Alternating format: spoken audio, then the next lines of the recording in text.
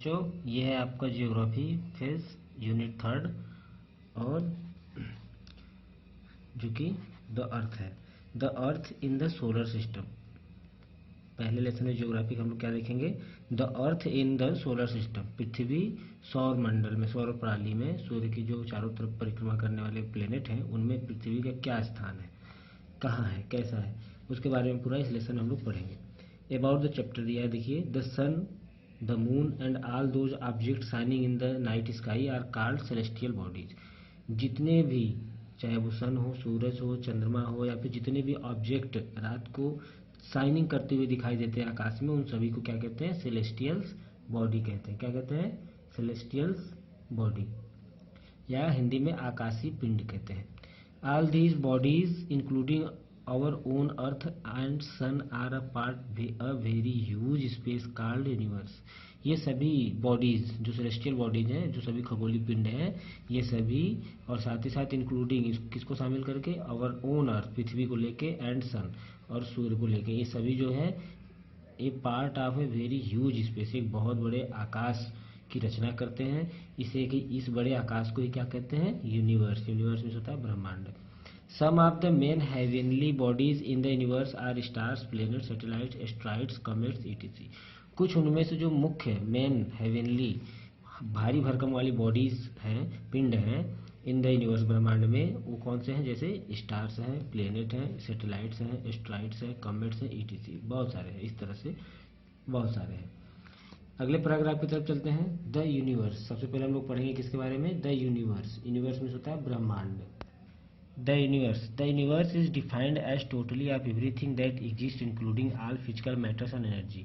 Universe शब्द को कैसे हम डिफाइन कर सकते हैं कि वो सभी चीज़ें, टोटली एवरीथिंग, सब चीज़ जो कुछ भी उपस्थित है, एग्जिस्ट है, इंक्लूडिंग ऑल फिजिकल मैटर्स, चाहे फिजिकल मैटर्स के रूप में हो, या फिर भौतिक के रूप में हो, या फिर एनर्जी के रूप में हो, या प्लैनेट्स हो, स्टार्स हो, गैलेक्सी हो, ईटीसी। गैलेक्सी में होता है आकाशगंगा।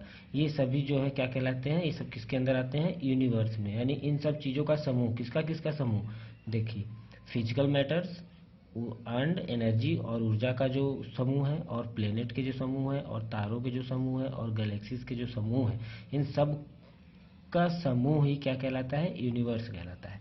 Human is also a part of this universe. हम लोग भी, यानी मानव जाति भी क्या है, एक हिस्सा है इस ब्रह्मांड की, यूनिवर्स की। The cloud of the gases और dust which is believe to be the mother of the universe. जो क्लाउड है, बादल हैं, किसके, गैसों के, जो गैसों के बादल, जो बादल दिखते हैं वो गैसों के बादल हैं। तो या और मिस या डस्ट या धूल कण के जो समूह है, which is believed to be mother of the universe, ये सभी क्या कहलाते हैं, गैसों के बादल, या ये सब जो भी हैं डस्ट पार्टिकल, सब क्या कहलाते हैं, मदर कहलाते हैं, किसके, यूनिवर्स के, ब्रह्मांड के माता कहलाते हैं, मदर के रूप में, क्योंकि इन्हीं गैस और डस्ट के कारण बहुत सारी चीज़ें जन्म लेती हैं। अभी आगे हम लोग देखेंगे क्या क्या इसका प्रभाव है। और यूनिवर्स, इसको मदर ऑफ यूनिवर्स भी कहते हैं, साथ ही साथ साइंस की भाषा में उसको इज नोन एज नेबुला, उसको क्या कहते हैं, नेबुला के नाम से भी जाना जाता है। Nebula is a Latin word, यह एक लैटिन शब्द है, meaning just dust and cloud. इसका अर्थ क्या होता है नेबुला का, कि डस्ट और क्लाउड, बादल और धूल का जो समूह है उसी को नेबुला कहते हैं। इट ऑब्सॉर्ब्स, यह क्या करता है, अवशोषित करता है, और क्या करता है, इमिट्स, उत्सर्जित करता है, रिफ्लेक्ट्स और परावर्तित करता है, किसको, लाइट्स फ्रॉम द स्टार्स। यह जो नेबुला है, गैसों का समूह, डस्टों का समूह, क्लाउड का समूह, यह सब क्या है, अपने अंदर एब्सॉर्ब करता है, अवशोषित करता है, और उत्सर्जित भी करता है, और रिफ्लेक्ट, परावर्तित भी करता है, किसको, प्रकाश को, किसके प्रकाश को, तारों के प्रकाश को। It does not have its own light, इनके पास यानी नेबुला के पास इनका खुद का लाइट नहीं होता है। The universe is so huge, हमारा ब्रह्मांड बहुत विशाल है, that is difficult to imagine its size, और बड़ा मुश्किल है इसके साइज को इमेजिन करना, कल्पना करना। The night sky that you see with all its celestial bodies is just a tiny part of the universe. जो रात के समय हम लोग यू सी, हम लोग देखते हैं क्या, with all its celestial bodies, आकाश में जितने भी सारे पिंड दिखते हैं, खगोलीय पिंड दिखते हैं, ये सब क्या है, इज जस्ट एक टीनी पार्ट, एक छोटा सा हिस्सा है ऑफ द यूनिवर्स, हमारे ब्रह्मांड का, यानी इससे भी ज़्यादा बहुत कुछ है हमारे इस ब्रह्मांड में। नेक्स्ट हेडिंग की तरफ पढ़ेंगे। सबसे पहले शब्द है द स्टार्स, तारे। तारे क्या होते हैं इसके बारे में देखेंगे हम लोग। We see a large number of celestial bodies shining in the sky. Some of them produce their own light, while others like moon reflect the light received from the sun. We see large number, बहुत सारी संख्या में हम लोग celestial bodies खगोलीय पिंड चमकते हुए रात को देखते हैं इस आकाश में, लेकिन उनमें से कुछ प्रोड्यूस करते हैं, देते हैं क्या, उनका खुद का लाइट है, ओन लाइट, खुद का प्रकाश होता है, वाइल जबकि अदर्स के पास नहीं होता है। जैसे कौन से हैं वो अन्य, जैसे मून के पास नहीं होता, तो मून क्या करता है, reflect the light received from the sun, sun से लाइट को रिसीव करता है और रिफ्लेक्ट मीन्स परावर्तित करता है।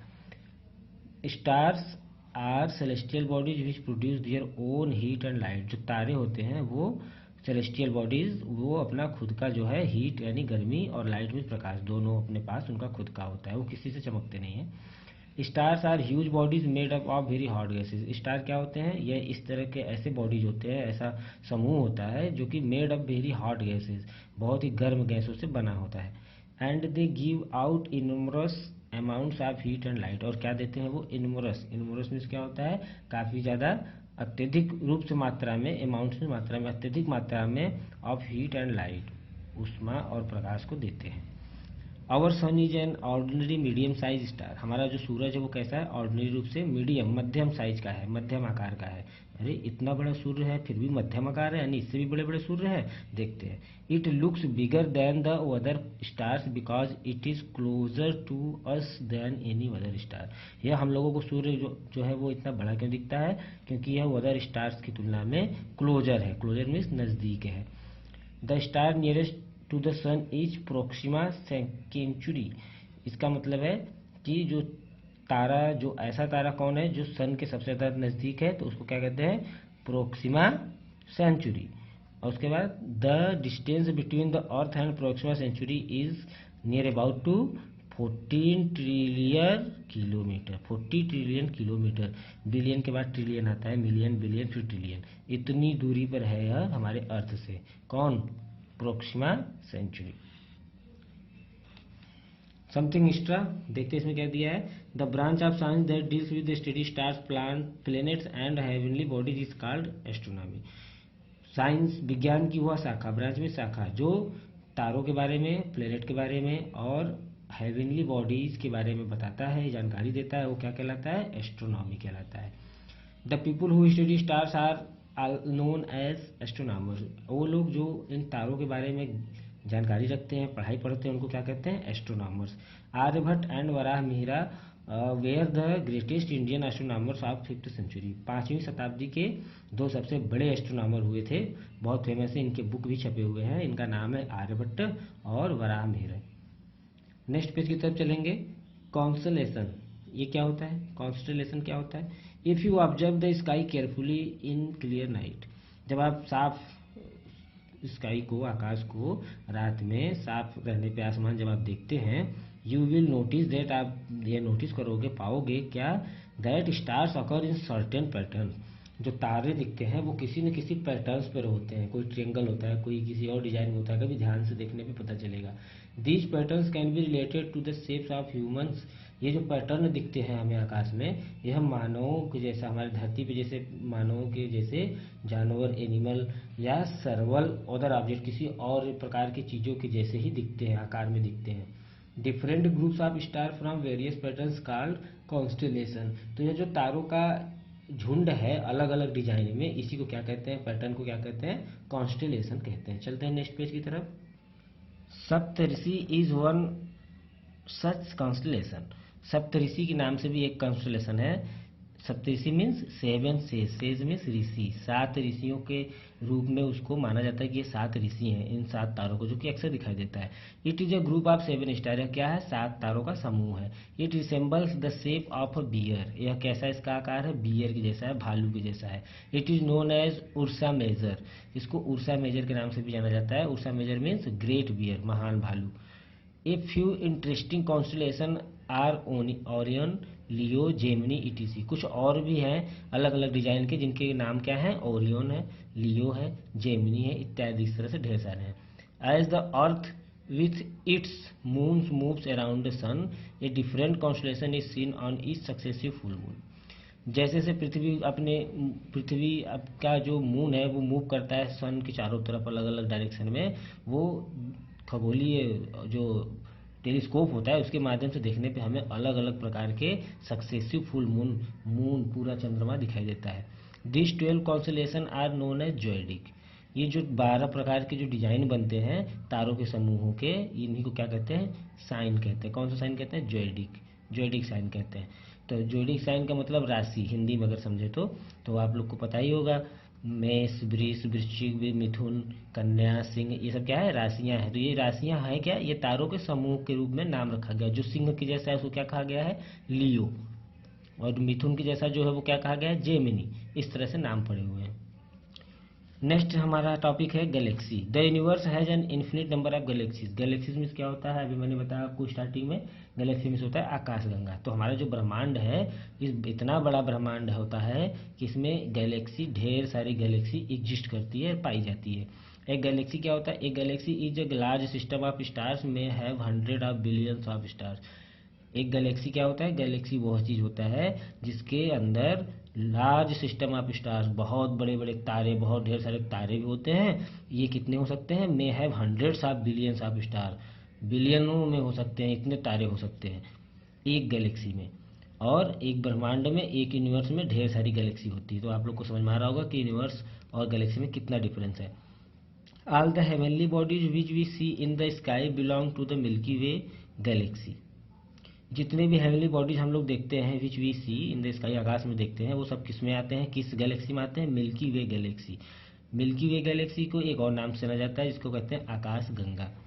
This galaxy seems to be a spiral galaxy. यह कैसी दिखती है, स्पायरल। स्पायरल में क्या होता है, चक्री। चक्री आप लोगों ने नचाया है, चक्री में कई कलर के कलर निकलते हैं, लाइट निकलती है। लेकिन यदि आप यहाँ इस गैलेक्सी की बात करें कैसा दिखता है, तो इसके पूरे क्या है, व्हाइट कलर के हैं, इसलिए मिल्की वे लिखा है। मिल्की मीन्स व्हाइट, सफ़ेद, दूधिया कलर के, इस तरह से, तो इसको स्पायरल गैलेक्सी कहते हैं।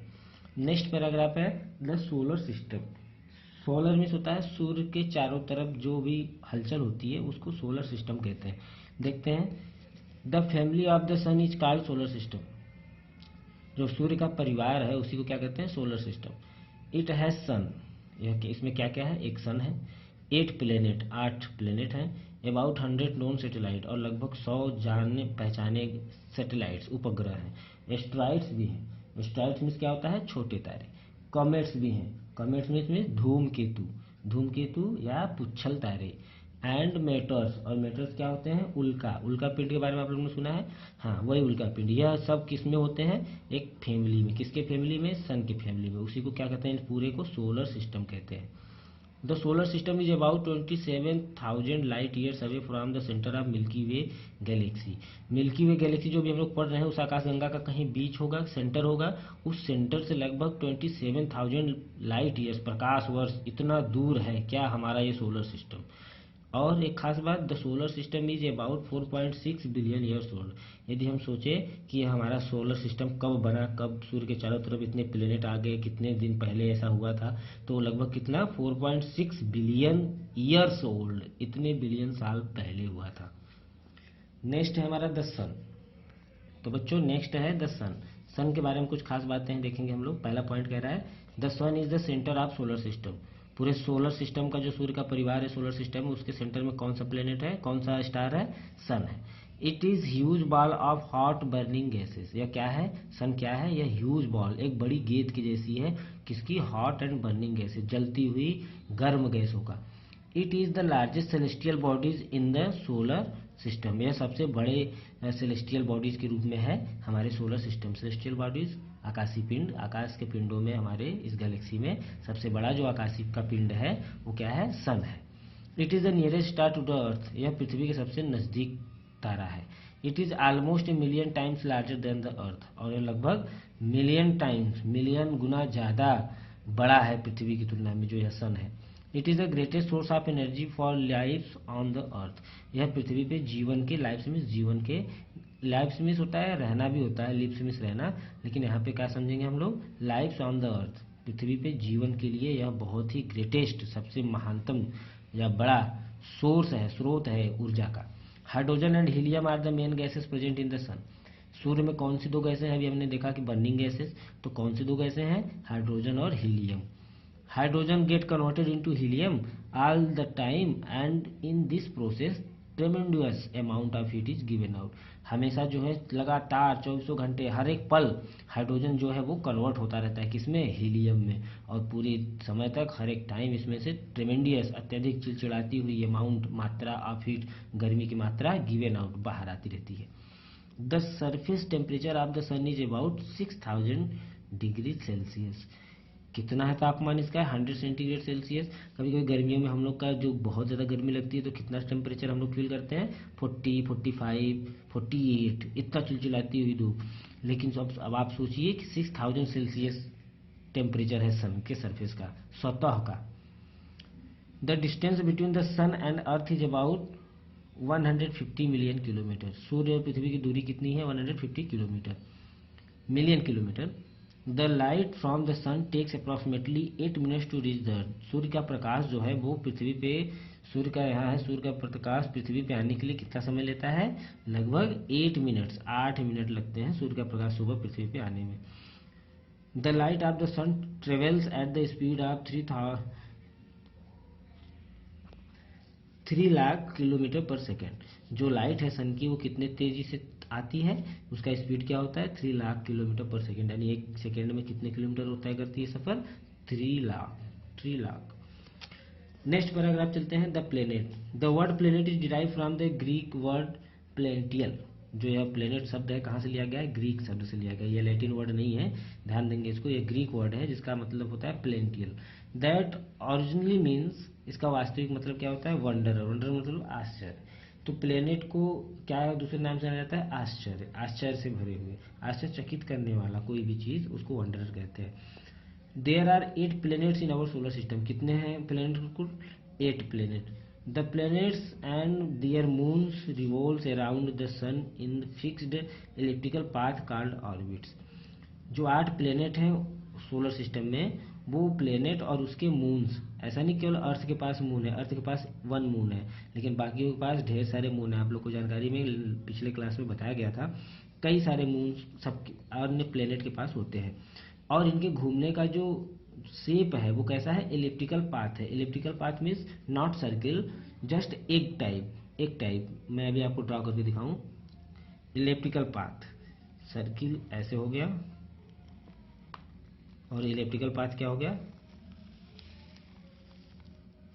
ऐसे। इसको कहते हैं इलिप्टिकल पाथ। तो ये इसको सर्किल कहते हैं और इसको इलिप्टिकल पाथ कहते हैं। इस तरह के डिजाइन को इलिप्टिकल पाथ कहते हैं। तो इस तरह के इलिप्टिकल पाथ को क्या कहते हैं, ऑर्बिट्स कहते हैं, कक्ष कहते हैं, कक्ष। In order of their distance from the sun these planets are given below. सूर्य के पास से ऐसे बढ़ते हुए क्रम में कौन कितनी दूरी पर है, कौन कितनी ज़्यादा दूरी पर है, इस तरह से सीरियल में यहाँ पे नाम दिया गया है। तो सबसे पहले देखिए किसका नाम है, मरकरी, फिर Venus, Earth, Mars, Mangal, Jupiter, Brihaspati, Saturn, Shani, Uranus and Neptune, ये सभी 8 प्लैनेट्स हैं। Pluto earlier considered to be a planet was reclassified as a dwarf planet in 2006। Pluto को बाद में कंसिडर किया गया, एक प्लैनेट के रूप में लिया गया, शामिल किया गया, जो कि रिक्लासिफाइड किया गया था as a dwarf planet. Dwarf means क्या होता है आप लोग को पता है, ड्वार्फ मीन्स होता है बौना प्लैनेट के रूप में इसको 2006 में इसको जाना गया था या खोजा गया था। नेक्स्ट पेज की तरफ बढ़ते हैं हम लोग, देखते हैं क्या दिया है। These planets are categorise into 2 categories, inner and outer planets. ये जो सभी 8 प्लैनेट हैं इनको 2 भागों में बांटा गया है। पहला इनर प्लैनेट, जो कि पहले के 4 सूर्य के नज़दीक वाले जो प्लैनेट हैं उनको इनर प्लैनेट कहते हैं, और जो बाहरी बाकी हैं उनको आउटर प्लैनेट कहते हैं। देखिए वही कह रहा है, the first 4 planet called the inner planet, they are closest to the sun के नज़दीक होते हैं। दियर नेम्स आर, कौन कौन से वो हैं 4, Mercury, Venus, Earth and Mars. This planets are made mostly of rock. ये प्लैनेट किस चीज़ से बने हुए हैं, मोस्टली ये सब रॉक से बने हुए हैं, चट्टान से बने हुए हैं। सेकेंड है outer planet. The next 4 planets are called outer planets. जो अगले बाकी के 4 बचे वो क्या कहलाते हैं, आउटर प्लैनेट्स। आउटर प्लैनेट्स में कौन कौन से आते हैं, Jupiter, Saturn, Uranus and Neptune are called gas giant because they are made mostly of gases. इनको गैस दानों के नाम से भी जाना जाता है क्योंकि they are made mostly of gases. ये बाकी जो 4 प्लैनेट आउटर प्लैनेट है, जुपिटर, सैटर्न, यूरेनस, नेपच्यून, ये सब गैस से बने हुए हैं। Mercury is the nearest planet to the sun. जो बुध है मरकरी प्लेनेट वो सन के सबसे ज़्यादा नज़दीक है, नियरेस्ट है। It takes only about 88 days, यह लगभग कितना दिन लेता है 88 days to complete one round along its orbit where area Pluto is the farthest। यह 88 दिन में बुध जो है मरकरी प्लेनेट पूरा चक्कर लगा लेता है चारों तरफ सन के, लेकिन जो फारदेस्ट सबसे ज़्यादा दूर है वो क्या है, प्लूटो सबसे ज़्यादा दूर प्लेनेट है, वो कितना लेता है, दिस टेक्स 248 ईयर्स, उसको 248 साल लगते हैं एक बार सूर्य का पूरा चक्कर लगाने में, to complete one round. Venus is considered as earth twin, जो वीनस है वो कैसा है, कंसिडर्ड कैसा पाया जाता है, अर्थ ट्विन, पृथ्वी की तरह जुड़वा, ट्विन्स में होता है जुड़वा, जुड़वा जैसे पृथ्वी है दिखती है बिल्कुल उसी तरह वीनस भी दिखता है, because of its same size, size के रूप में एक जैसा, शेप के रूप में भी एक जैसा। Jupiter Saturn and Uranus have rings around them, Jupiter और सैटर्न और यूरेनस के चारों तरफ क्या है, रिंग्स है, छल्ला है। These can be seen from the earth with the help of telescope, इन छल्लों को हम पृथ्वी पर से ही देख सकते हैं, किसके माध्यम से, टेलीस्कोप से, टेलीस्कोप से देखेंगे तो हमें इनके छल्ले स्पष्ट दिखाई देते हैं। अगले पैराग्राफ की तरफ चलेंगे। अगला पैराग्राफ क्या है, सैटेलाइट। सैटेलाइट्स क्या होते हैं देखेंगे। Satellites is a celestial body that moves around a planet in the same way as the planets move around the sun, जिस तरह से प्लेनेट सन के चारों तरफ घूमते हैं उसी तरह प्लेनेट के भी चारों तरफ जो पिंड सेलेस्टियल बॉडीज घूमते हैं उन्हें ही क्या कहते हैं, सैटेलाइट कहते हैं। यानी सैटेलाइट जो है वो किसी प्लेनेट के चारों तरफ घूमते हैं और जबकि प्लेनेट किसी सन के चारों तरफ या किसी स्टार के चारों तरफ घूमते हैं, उन्हें प्लेनेट कहते हैं। They also rotate on their own axis, वो अपने एक्सिस पर भी घूमते हैं, यानी पृथ्वी एक तो सूर्य के चारों तरफ घूमती है, साथ ही साथ वो अपने एक्स पे जिस जगह पे वो है वहां पर भी ऐसे से घूमती रहती है, घूमते घूमते घूमते ऐसे से घूम घूम के चारों तरफ चक्कर लगाते हैं। They do not have their own light, satellites के पास इनका खुद का प्रकाश नहीं होता है। They reflect light of the sun and appear as bright objects in the sky, night sky, ये सूर्य के प्रकाश से दिखते हैं, चमकते हैं रात को आकाश में। इन द सोलर सिस्टम, जो सौर प्रणाली है, सूर्य का परिवार है, mercury and Venus do not have any satellite, उनमें केवल मरकरी और वीनस ऐसे हैं जिनके पास उनका खुद का कोई पिंड नहीं है जो कि उनके चारों तरफ घूमता हो। मरकरी और वीनस के पास कोई भी सैटेलाइट नहीं है, बाकी सबके पास है। हमारे अर्थ के पास 1 मून है, जुपिटर के पास 18-16 मून्स हैं, इसी तरह से ढेर सारे शनि के पास भी है, सैटर्न के पास भी बहुत सारे हैं, लेकिन याद रखेंगे कि मरकरी और वीनस के पास नहीं है। The moon, the earth's natural satellite, satellite भी दो प्रकार के होते हैं, एक आर्टिफिशियल होता है जो हम लोग बना के भेजते हैं और एक होता है जो प्राकृतिक रूप से बना है। तो अर्थ के पास जो मून है वो कौन सा है, नेचुरल है, प्राकृतिक रूप से बना है, इसलिए नेचुरल सैटेलाइट लिखा है। The moon is only natural satellite of the earth, पृथ्वी का एकमात्र जो सैटेलाइट है वो क्या है, मून है। The diameter of moon is only 1/4 of that the earth, पृथ्वी का जो डायमीटर है पूरा अर्थ का, उसका अगर हम चौथा हिस्सा करें तो उतना ही जो डायमीटर आएगा वो किसका, मून का आएगा। It appear so big, because यह बहुत बड़ा दिखता है, because it is nearest to the our planet that other celestial bodies, अन्य खगोलीय पिंडों की अपेक्षा यह चंद्रमा जो है मून पृथ्वी के काफी नजदीक है, इसलिए हमें यह बड़ा दिखाई देता है। The moon is about 3,84,400 kilometre away from the earth, moon का जो डिस्टेंस है पृथ्वी से कितना है, 3,84,400 kilometre. It revolves around the earth in 27 days 8 hours, इसको पूरा चक्कर पृथ्वी का लगाने में कितना समय लगता है, 27 दिन और 8 घंटे। It takes the same time to the complete one rotation around its axis, और अपने धुरी पर भी उसको घूमने में कितना समय लगता है एक बार चक्कर, 27 दिन और 8 घंटे। एज ए रिजल्ट, इस तरह से क्या होता है, only one side of the moon is visible to us on the earth, इसका यही कारण है कि हम चंद्रमा का केवल एक ही पार्ट, वन साइड, एक ही हिस्सा देख पाते हैं हमेशा, कभी भी दूसरा हिस्सा हम लोग नहीं देख सकते। The moon has no atmosphere, जो मून है वहाँ पे एटमॉस्फेयर नहीं है, वातावरण नहीं है। There is a great difference between the day, इसलिए वहाँ पे एटमॉस्फेयर नहीं है, इस वजह से वहाँ पे बहुत ज़्यादा डिफरेंस, अंतर देखने को मिलता है रात और दिन में।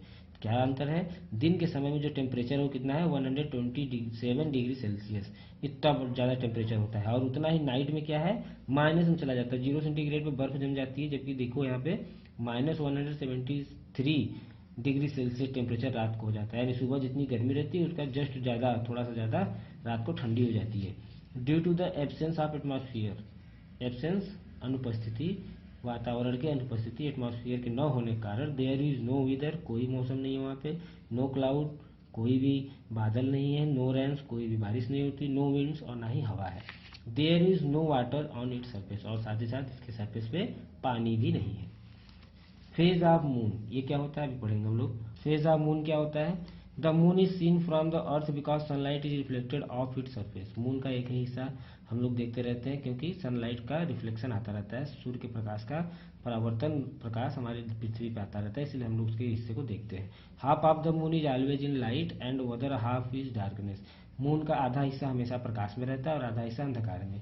The appearance of moon change it as it moves around the earth. जो चंद्रमा है उसका जो आकार हम लोग अलग अलग देखते हैं, फिगर में देखिए यहाँ पे अलग अलग है।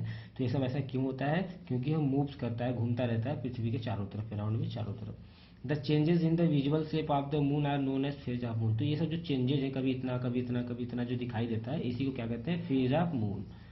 The new moon phase occurs when the moon is between the earth and the sun। जब पृथ्वी और चंद्रमा सूर्य के बीच में चांद आ जाता है पूरी तरह से, उस समय न्यू मून फेज होता है। ये क्या होता है?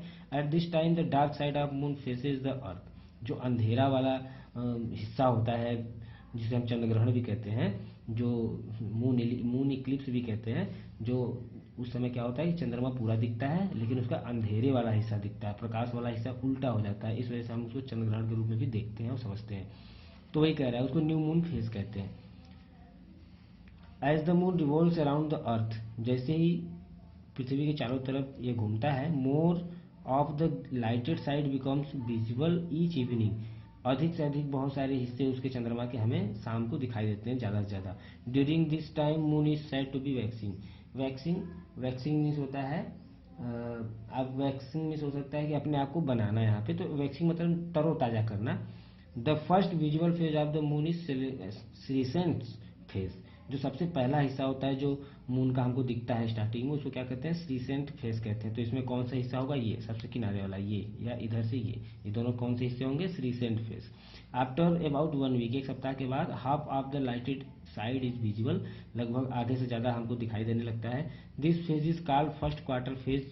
इसको क्या कहते हैं? फर्स्ट क्वार्टर फेज कहते हैं। यानी कौन से? इसको, दूसरे वाले को।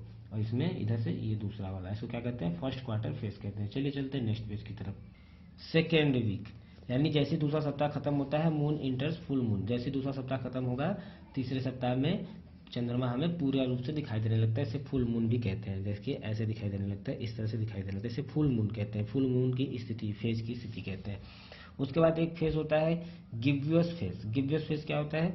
इन दोनों के, इसके और इसके, अगर इधर से हम लोग देखें तो ये फुल मून और इसके 1 क्वार्टर के बीच में जो मून है, ये जो शेप है, ये क्या कहलाएगा? गिब्बियस फेस। और इधर से देखेंगे तो इसके और इसके बीच में कौन सा है? ये वाला शेप, ये क्या कहलाएगा? गिब्बियस फेस कहलाता है। After the full moon phase the moon begins to wane और grow smaller by the end of about 3 weeks. 3 सप्ताह में लगभग चंद्रमा जो मून का फेज है वो फिर से बदलने लगता है, दिखने लगता है, फिर से वही स्थिति आ जाती है। The moon has gone through another gibbous phase and it's reached at the last quarter phase. जैसे यहाँ पे पहले यहाँ से शुरू हुआ, ऐसे ऐसे ऐसे होते होते फिर से वो अपने उसी अवस्था में आ जाता है। During the last week it goes through another session phase. अगले सप्ताह में है फिर से एकदम सबसे छोटा हो जाता है, सबसे कम दिखने वाला हो जाता है। सबसे कम दिखने वाले को क्या कहते हैं? सेरेस्टेंस फेज। सेरेस्टेंस फेज। नेक्स्ट पैराग्राफ की तरफ चलेंगे हम लोग। समथिंग एक्स्ट्रा में हम लोग देखेंगे क्या कह रहा है। Neil Armstrong was the first man to step on the surface of the moon 29 July 1969। Neil Armstrong जो है सबसे पहले व्यक्ति हैं जो 29 जुलाई 1969 में चांद पे पहला कदम रखे थे। स्टेप ऑन द सरफेस, चांद की सतह पे उतरे थे या लैंड किए थे। Squadron leader Rakesh Sharma was the first Indian to go to into the space. और भारत में से अगर देखा जाए, भारत में से कौन से ऐसे लोग हैं तो कौन है? स्क्वाड्रन लीडर कौन? राकेश शर्मा। ये जो है हमारे भारतीय पहले हैं जो कि स्पेस में गए थे। ये फिगर भी देख लीजिए, ये है राकेश शर्मा जी और ये है नील आर्मस्ट्रांग जी। नेक्स्ट बढ़ेंगे। चलिए यहाँ पे टॉपिक बेस्ड क्वेश्चन दिया हुआ है, बताइए जरा। Which is the dwarf planet? Dwarf planet कौन सा है? अभी हमने पढ़ाया है, आपको पता है? प्लूटो को ड्वार्फ प्लेनेट कहते हैं। What is satellite? सैटेलाइट क्या होता है आपको पता है? Satellites which which celestial bodies which is moves around the planet is called satellites। ध्यान से देखिए, सैटेलाइट। चलिए अब देखते हैं हम लोग एक सैटेलाइट होता था, मैंने बताया था नेचुरल, एक होता है आर्टिफिशियल। तो आर्टिफिशियल जो हम लोगों ने बनाया, देखते हैं artificial satellite. An object design to revolve around the earth और any other heavenly body is called an artificial satellite. पृथ्वी के चारों तरफ या फिर किसी भी प्लेनेट के चारों तरफ घूमने के लिए जो सैटेलाइट हम लोग बना के भेजते हैं उसी को क्या कहते हैं, artificial satellite. Satellites are carried into space by rockets. इसको आकाश में कैरिड ले जाया जाता है, किसे किसके माध्यम से, रॉकेट्स के माध्यम से। दे हैव मेनी यूजेस, उनके बहुत सारे काम होते हैं जो सैटेलाइट हम लोग भेजते हैं। सम रिले टीवी, कुछ टीवी प्रदर्शित करते हैं, टीवी चैनलों को दिखाते हैं कुछ सैटेलाइट्स के माध्यम से। एंड टेलीस्कोप, टेलीफोन सिग्नल्स, और टेलीफोन के कुछ सिग्नल्स को भी सही रखने के लिए, टेलीफोन सर्विस के लिए हम लोग भी सैटेलाइट भेजते हैं। उधर टेक पिक्चर्स ऑफ क्लाउड, बाकी सैटेलाइट क्या होते हैं, उनके क्या यूज हैं, क्लाउड्स, बादलों की फोटो लेके भेजते हैं वो हमें। वास्ट एरियाज ऑफ लैंड, और पृथ्वी के विस्तृत दूरी, क्षेत्रफल का पूरा फोटो लेके वो लोग भेजते हैं। और ईटीसी इत्यादि बहुत सारे ऐसे कामों में प्रयोग में आर्टिफिशियल सैटेलाइट्स आते हैं। These pictures have many uses, इन सब जो तस्वीरें हमें प्राप्त होती हैं सैटेलाइट से, उनके बड़े ही यूज हैं, बड़े काम के प्रयोग हैं। For example, pictures of cloud formation help in weather forecasting. जो बादलों का जो फोटो हम लोग तस्वीर प्राप्त करते हैं सैटेलाइट से आर्टिफिशियल, वो सब किस में हेल्प करते हैं, वेदर फॉरकास्टिंग। वेदर मतलब मौसम के बारे में जानकारी प्राप्त करने में। India's INSAT satellites are use to take such picture. हमारे भारत का कौन सा सैटेलाइट है जो कि मौसम के बारे में बताता है, INSAT। They are also use for communication and TV broadcasting.